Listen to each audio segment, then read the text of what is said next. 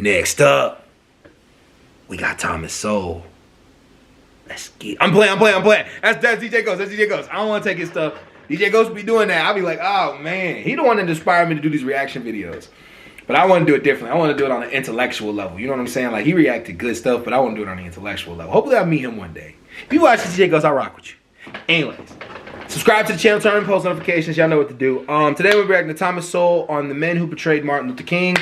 I want to get right to the video because I want to know what this dude is gonna say. Because I think the men who portrayed Martin Luther King were the people that convinced him that there was a possible way that whites would ever see it.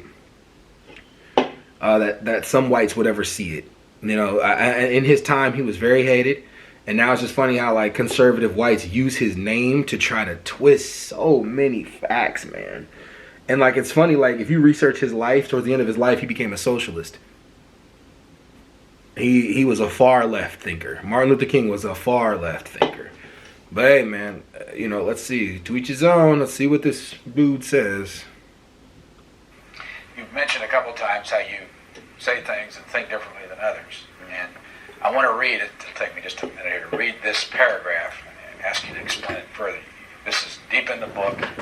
And when I read it, it kind of popped out. I wanted to ask you what you meant by all this.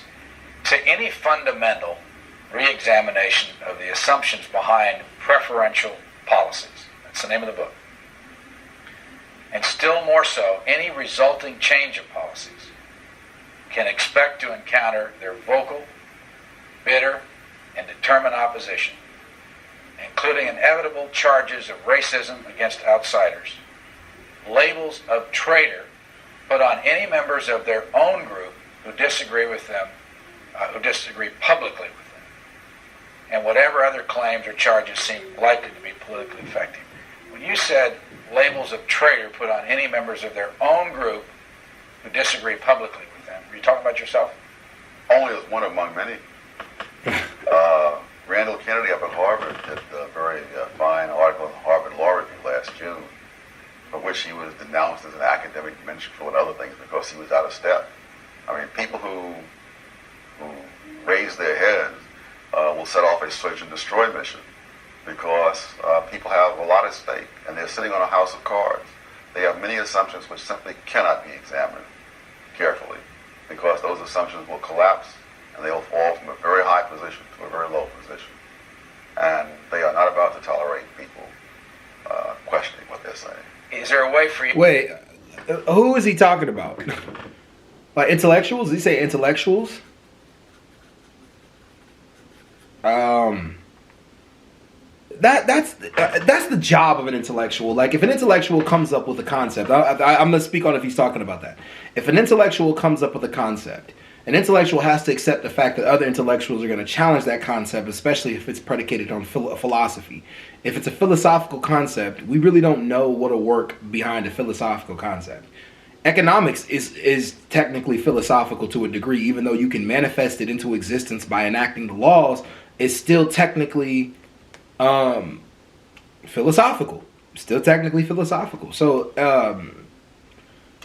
I'm trying to figure out where he went with that. Like, I can see why he said it because he challenges the status quo of how a normal black person, not normal, but most black people think because of what they've been subjected to. So I could see, like, that's where he's fitting that in, but I don't see why most people would hate him. And to be honest, most black people don't even know about Thomas Sowell. You don't know how many black people I talk to that have no clue about, even the intellectuals. There are intellectual blacks who know nothing about Thomas Sowell. I think that's mind-blowing to me. I do. I think that's mind-blowing. I think he's one of them you definitely should know about.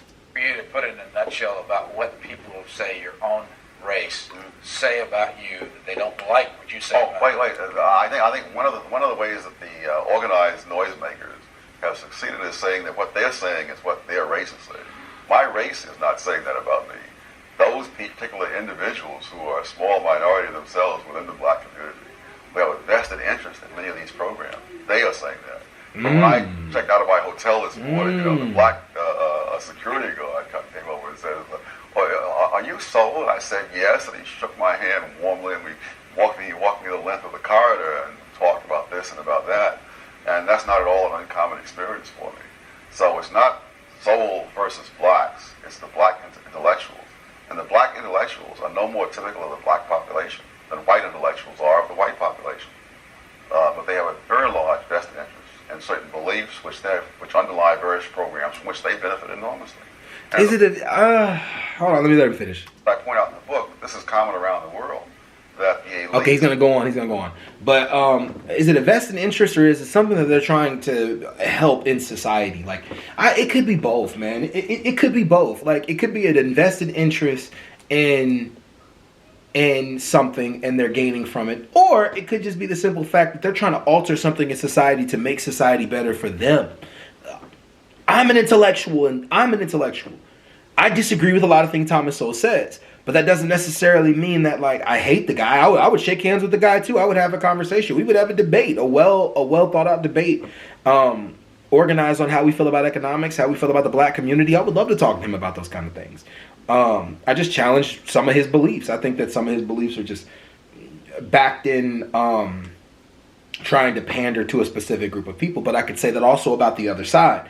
There are blacks that I have debated that are in Black Lives Matter that I'm like, come on, man, there's no way you actually believe this shit. Like, there's no way you actually believe what you're saying. Like, you know what I mean? It's just a little too much on the, you hate the other side a little too much. And what I'm trying to get at is that some of the people that I've debated, I feel like they have a hatred towards whites that they have absolutely no reason to have. They haven't been around that many whites to know, you know, in my opinion. But let's keep going. I mean, I know I went on a tangent. It probably went randomly off in the left area, but it ties back into the point of the conversation.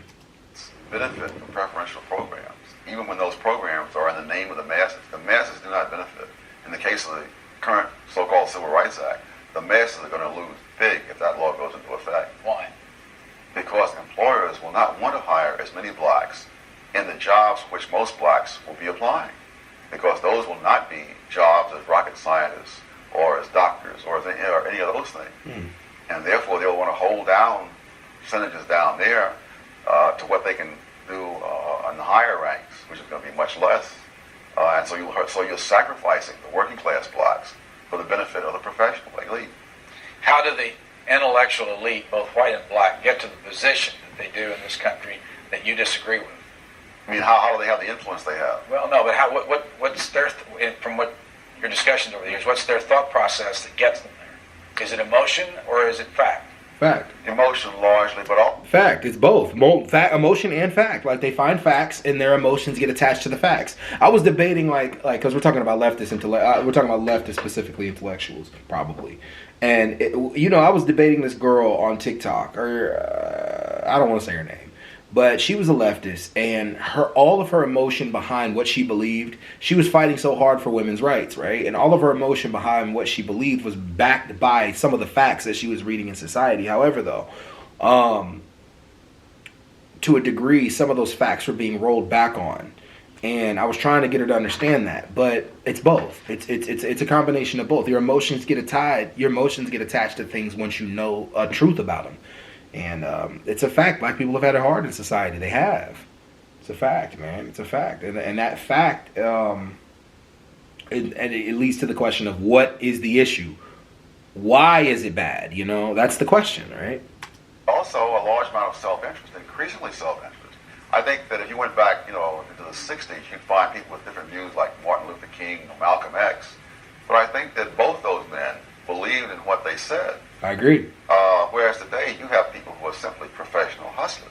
And again, this is not peculiar to blacks or peculiar to the United States or even peculiar to racial issues. That organizations, typically, many movements are set out by idealistic people who want to promote some good for mankind or for some group. But as time goes by and as they succeed, they will be followed by people who can use these things for their own self-interest. And that's been the history of regulatory agencies in the government.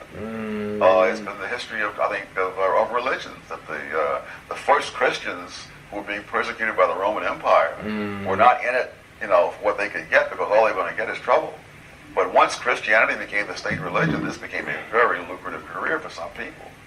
And then you get an entirely different kind of person coming in at that point, and we have an entirely different kind of movement. Tax Act doesn't... no, get that off. Oh yeah, okay. I agree with everything he said at the end. I had no quarrel with what he said at the end. I definitely agree. There are some people who are race hustlers. They use the idea of race in order to pander to an audience, in order to grab followers and views. I definitely agree with that. I agree that's on both sides too. I believe white people do that. I believe black people do that. I believe Trump did it. I don't care what anybody says. I believe Trump used the rage of about half of the 69% of white people, maybe more, that exist in the country where they feel like they're getting pushed back and they don't feel like they're getting everything that they need and their just dues. I think he used that rage in order to become president, and it worked. You know, it worked. Anyways, though, y'all, thank you for watching the video all the way through. I appreciate you. And I'm out.